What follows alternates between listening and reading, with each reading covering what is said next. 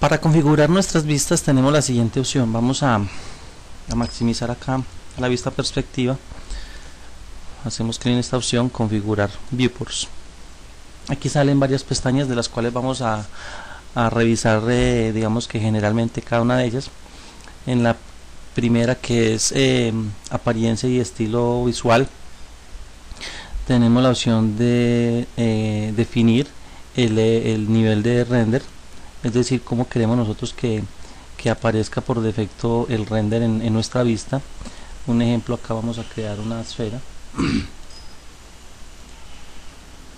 Aquí tenemos creada una esfera y vamos a configurar la vista.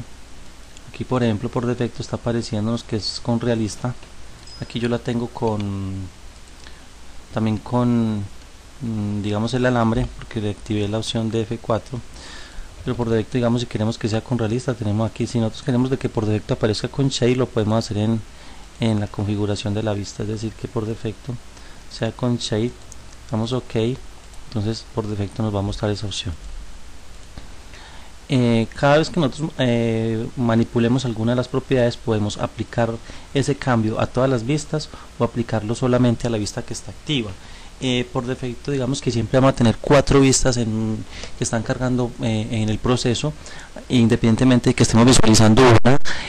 Todos los objetos y todas sus propiedades se están cargando también al mismo tiempo en las demás vistas. Entonces es una opción que tenemos aquí para definir eso. Adicionalmente, nosotros podemos establecer si por defecto queremos que nuestros objetos, cuando los creemos, aparezcan con el edge face, o con texturas o con transparencia, o usar el color de fondo por defecto del entorno. Digamos que vamos a activar la opción de edge face para que cada vez que nosotros tengamos una pieza también nos muestre el alambre que compone la malla como tal. Hacemos clic en OK y aquí ya tenemos esa opción. Si por ejemplo nosotros borramos este objeto y creamos cualquiera otro, ya por defecto va a aparecer esa opción porque lo hemos definido en el viewport, en la configuración del viewport. Ya es si ustedes deciden que quede de esta manera. En la selección tenemos la posibilidad de definir que cuando seleccionemos nos muestre las caras del objeto, la pieza seleccionada, en fin. Podemos deshabilitar la vista por defecto, habilitar el clipping, que lo mencionamos en un video anterior. O sea, por defecto no aparece, pero si nosotros queremos de que por defecto aparezca cuando iniciemos el programa, lo podemos establecer aquí. Y aquí hay una ruta en donde el programa nos guarda, digamos, la caché, los procesos que utilizan por medio de hardware. A mí personalmente no me gusta manipular esta opción, la podemos definir ahí. En cuanto a las luces y las sombras, aquí nos está indicando de que por defecto nos va a iluminar la escena y con un determinado nivel. Eso lo podemos manipular más adelante. Luego tenemos lo que es el layout, que es el que nos establece la manera como nos va a aparecer las vistas o el viewport cuando nosotros iniciamos el programa. Digamos que la distribución inicial que nos da el software es de la vista superior, la vista frontal, la vista izquierda y la vista perspectiva, como lo mencioné en un video anterior. Sin embargo, de acuerdo al flujo de trabajo con el que cada uno se sienta más cómodo, lo puede manipular de otra manera. Por ejemplo, podemos tener 2 vistas al mismo tiempo, que solamente me muestre 2 vistas en toda su interfaz, o que tenga esta distribución, en fin. Ya cada uno decidirá. Vamos a ensayar, por ejemplo, con este layout, en donde nos va a mostrar, digamos, en un tamaño pequeño del lado izquierdo la vista frontal, la superior, la frontal y la izquierda, y en un tamaño más grande la vista en perspectiva. Vamos a aplicar.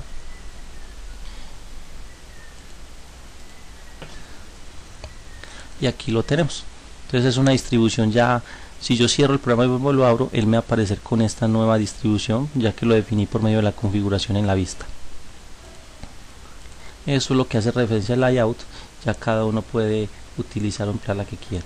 En cuanto al save frames, que fue el que les mencioné anteriormente, en donde nos muestra una zona segura, cuando yo voy a hacer el render, lo podemos activar o desactivar y definir cómo hacer la región, sus tamaños y sus distribuciones.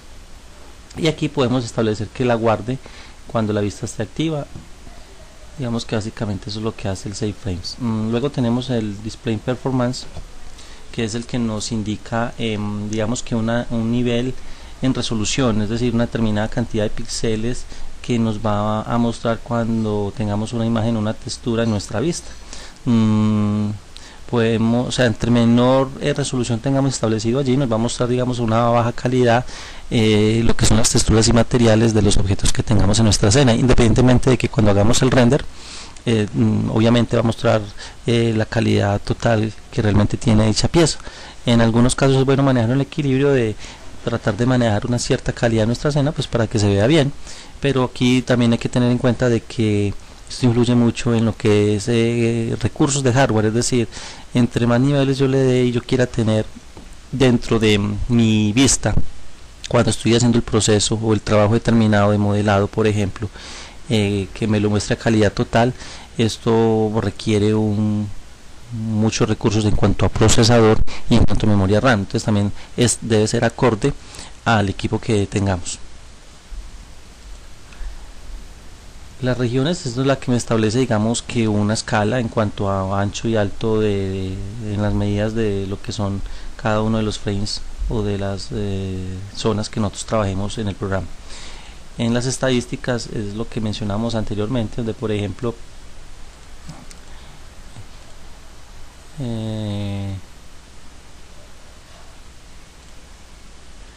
que nos muestra la cantidad, digamos, de elementos que tiene una pieza determinada.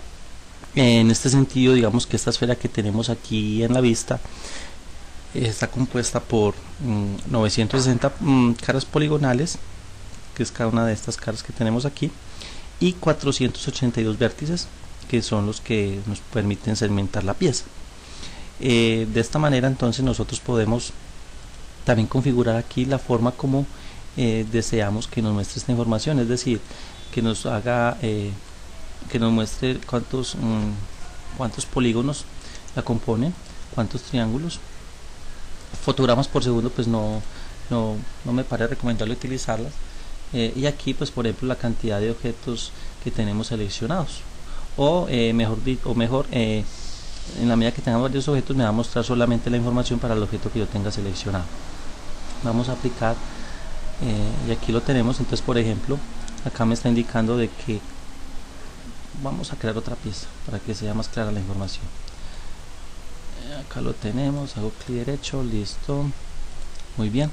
En este sentido, por ejemplo, él me hace un resumen de que en total, en toda la escena, tenemos 1176 caras poligonales, 1176 caras triangulares y 592 vértices.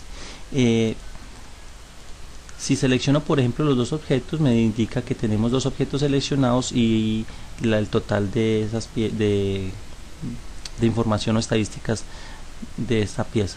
Y en la medida que yo vaya seleccionando una por una, me indica por ejemplo el nombre de la pieza y su respectiva información. Eso es lo que hacemos entonces con el total más selection. Puedo también definirlo con selection o solamente con total, o sea, aquí solamente debe ser una opción. Generalmente viene con total o total selection. A mí personalmente, en el caso que les parezca importante tener esta información de las estadísticas, les recomiendo que lo hagan con total más selection para que puedan ver la información de cada uno de los objetos que tienen en la escena. Ya ustedes decidirán qué información quieren mostrar aquí. En cuanto al ViewCube, que es esta parte de acá, podemos establecer de que inicialmente muestra el ViewCube cuando estamos en el viewport. Lo podemos desactivar para que él desaparezca, entonces cada vez que iniciemos nuestra interfaz no lo va a mostrar. Y adicionalmente, una vez lo tengamos activo, podemos establecer si nos lo va a mostrar en todas las vistas o solamente en la vista que tengamos activa. Me parece muy recomendable porque con eso estamos ahorrando memoria, consumo. También podemos establecer el tamaño que nosotros queremos definirle al ViewCube, si lo queremos pequeño o grande, y un porcentaje de opacidad. Aquí ya son las funcionalidades en cuanto a cómo manipularlo cuando estamos trabajándolo con ángulos, con movimientos, en fin. Digamos que es una información básica que tenemos acá para el ViewCube. En este caso, por ejemplo, si aceptamos la información, podemos observar de que solamente nos va a mostrar el ViewCube en la vista que tengamos activa, a excepción pues de la perspectiva. En la medida que yo voy activando la vista, él ya me lo va mostrando. Entonces digamos que inicialmente estamos ahorrando un consumo de memoria en ese sentido. Y lo mismo podemos hacer con el steering wheels. Nos muestra, digamos, que el tamaño en el cual nosotros queremos mostrarlo, o la opacidad que le queremos definir, y lo mismo, los tamaños para cuando esté grande y cuando esté pequeño. ¿Qué es el steering wheels? Vamos a sacarlo acá, perdón, aquí en esta opción, aquí lo tenemos. Entonces aquí lo muestra el steering wheels, ¿sí? Entonces podemos manipular, digamos, la opacidad que va a tener y el tamaño cuando nosotros lo utilicemos. Y para finalizar, digamos que bueno, esas son las opciones que nos da la configuración de la vista.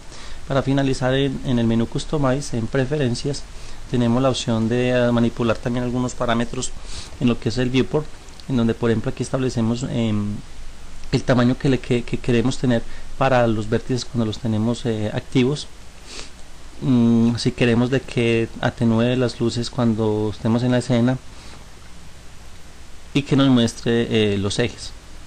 Es importante lo de los ejes, me parece que es muy importante para tener una orientación clara de lo que es el manejo de cada uno de ellos en nuestra vista. Y en cuanto a lo que es el trabajo de los vértices, vamos a mostrarlo aquí. Por ejemplo, que tenemos esto y nosotros queremos establecer otros parámetros, por ejemplo que tenga un tamaño, digamos, de 5. Entonces ahí podemos observar de que amplio el tamaño. A mí generalmente me gusta establecerle un tamaño, digamos, de 3. Ya eso depende de cada uno para que podamos visualizar bien los vértices.